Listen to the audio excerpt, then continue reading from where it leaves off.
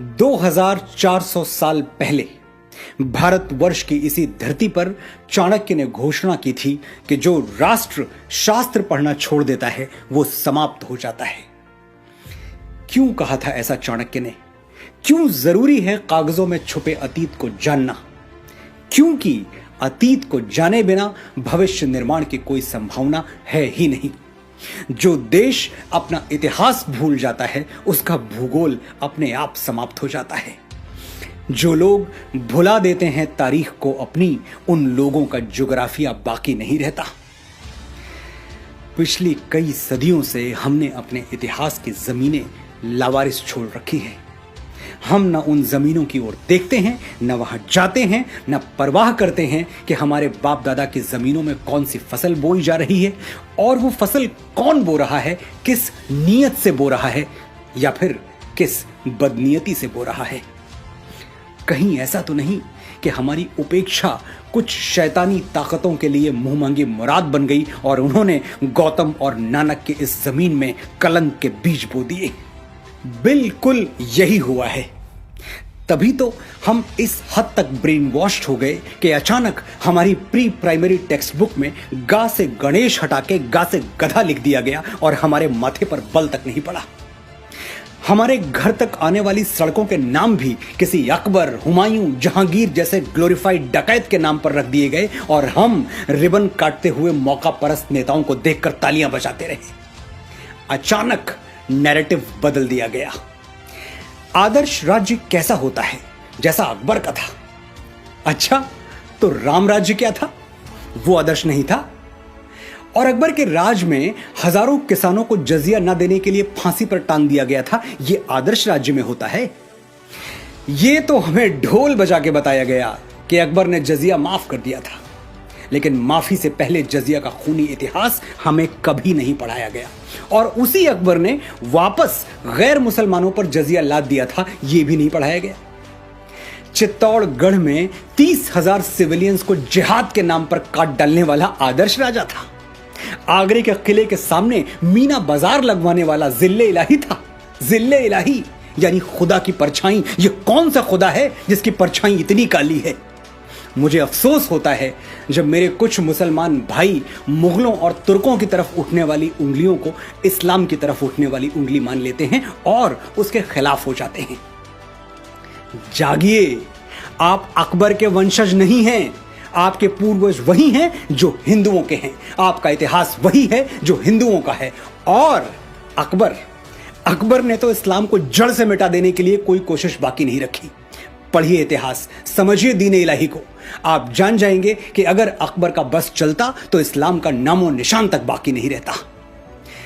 अपने हीरोज और विलेंस जात पात से ऊपर उठकर चुनिए, जो इस महान देश की परंपरा है। रावण कौन था? एक ब्राह्मण था। भगवान ब्रह्मा की डायरेक्ट ब्लड लाइन में जन्मा था। लेकिन आपने किसी ब्राह्मण को रावण की स्तुति करते हुए देखा है? हम सिर्फ इसलिए रावण को हीरो बना दें कि वो हमारी जाति का था, इतना छोटा नहीं सोचते हम। रावण खलनायक था और हम रहती दुनिया तक दशहरे में उसका पुतला फूंकते रहेंगे। और हम ही नहीं, हर जागा हुआ समाज यही करता है। अपने नायक और खलनायक बड़ी सावधानी से चुनता है। हिंदुस्तान में एक बहुत बड़ा तबका महमूद गजनवी को हीरो मानता है। ये लुटेरा अफगानिस्तान के एक छोटे से गांव गजनी से आया था और भारत पर इसने बेतहाशा जुल्म ढाई। सोमनाथ का पवित्र मंदिर हमारी आंखों के सामने लूट लिया और हम खड़े देखते रह गए। तो होना तो यह चाहिए था कि अफगानिस्तान गजनी को शूरवीर मानता और उसके नाम पर मॉन्यूमेंट्स बनवाता।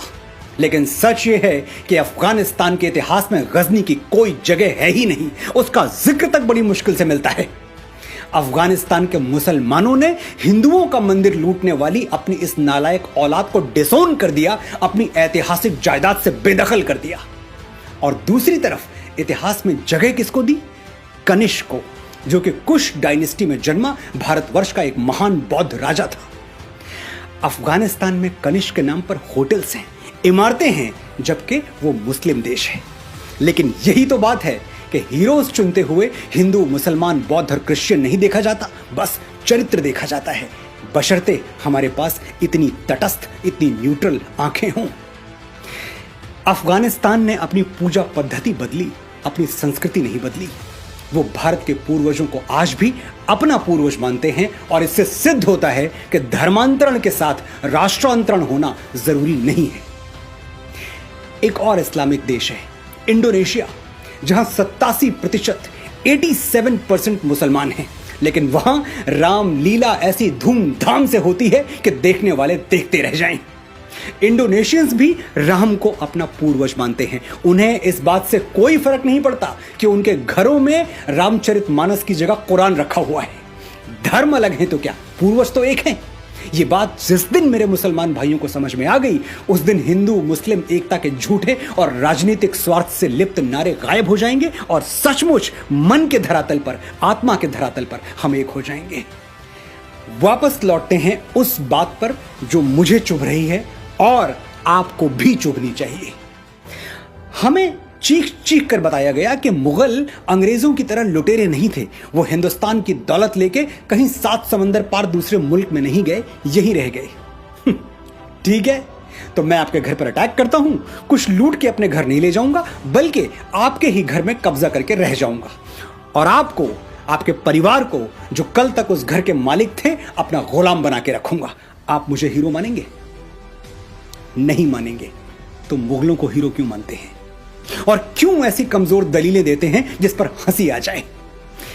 एक और दलील है कि मुगलों की हुकूमत में 200 सालों तक कोई सिविल वॉर नहीं हुआ, इतनी शांतिप्रियता बनी रही। यह किसी ने नहीं बताया कि ग्वालियर के किले में मुगलों की तरफ उठने वाली आंखों में जलता हुआ सरिया घोंप दिया जाता था। तो बगावत की हिम्मत कौन करता? और ग्वालियर कोई अकेला किला नहीं है। मुगलों के शासन में ऐसे हजारों कंसंट्रेशन कैंप्स थे जो हिटलर के कैंप्स को शर्मिंदा कर दें। जिन आतताइयों ने तख्त को रिश्तों, नातों, मर्यादाओं और उसूलों के ऊपर रखा, हुकूमत के नशे में अपने बाप को कालकोठरी में ठूंस दिया, अपने ही भाइयों के गर्दनें उतार ली। अगर उनके राज में शांति बनी रही तो वो शांति ऐसी ही थी जैसे सद्दाम हुसैन ने इराक में बनाकर रखी थी या फिर किम जोंग टू ने नॉर्थ कोरिया में बनाकर रखी हुई है। ये दोनों नाम गूगल कर लीजिएगा, आपको मेरी बात समझ में आ जाएगी। ये मुगल और तो खैर कहीं भारतीय संस्कृति से प्रभावित नहीं हुए, लेकिन बाबा तुलसी की एक चौपाई का अनर्थ इन्होंने जरूर कर दिया। भय बिन होए न प्रीत, डर के बिना शासन नहीं चल सकता। बस ये भूल गए कि श्री राम ने किन परिस्थितियों में डर का सहारा लिया था। जब समुद्र हजारों विनतियों के बावजूद उन्हें लंका जाने के लिए, अपनी प्राण प्रिया सीता को रावण के चंगुल से छुड़ाने के लिए रास्ता नहीं दे रहा था, तब राम विवश हो गए थे बल प्रयोग के लिए। विनय न मानत जलधि जड़, गए 3 दिन बीती, बोले राम सकोप तब, भय बिनु होए न प्रीति। राम ने साम्राज्य विस्तार के लिए कभी भय का सहारा नहीं लिया। राम राज्य में रहने वालों के लिए राम की घोषणा क्या थी जानते हैं? राम राज्यवासी त्वम प्रोच्चरस्व ते सिरम, न्यायार्थम युद्धस्व सर्वेषु समम कर, परिपालय दुर्बलम विधि धर्मम वरम, प्रोच्चरस्व ते सिरम, राम राज्यवासी त्वम। You live in Ram's kingdom, hold your head high, fight for justice, treat all as equal, protect the weak, know that dharma is above all। Sir उठा के जियो, निर्भय होके जियो, ये राम राज्य है। ऐसे राज्य की तुलना अकबरी कुशासन से हंसी आती है। हम सदियों से इस बात पर खुश होते आ रहे हैं कि शेर शाह सूरी ने दुनिया की सबसे लंबी सड़क बनवा दी, लेकिन श्री राम ने समुद्र पर, पानी पर पुल बना दिया। इसके लिए हम सैटेलाइट इमेजेस मांगते हैं, वरना विश्वास ही नहीं करेंगे। महाराणा प्रताप ने हल्दी घाटी का युद्ध हारा नहीं, ये सिद्ध करने में उस महान मेवाड़ी वीर की आत्मा को 450 साल लग गए। उस दिन हल्दी घाटी में वो राजपूत कुलद्रोही मान सिंह तो महाराणा को नहीं हरा पाया, लेकिन हमारे अविश्वास ने हरा दिया। और महाराणा कोई अकेले नहीं है। पता नहीं अपने कितने वीरों को हमने गुमनामी की अंधी सुरंग में एड़ियां रगड़ के मर जाने दिया और उन जालिमों को झुक के सलाम बजाते रहे जिनके दुष्कर्मों से भारत मां आज भी खून के आंसू रो रही है। समय आ गया है कि हम अपने गिरेबान में झांक कर देखें।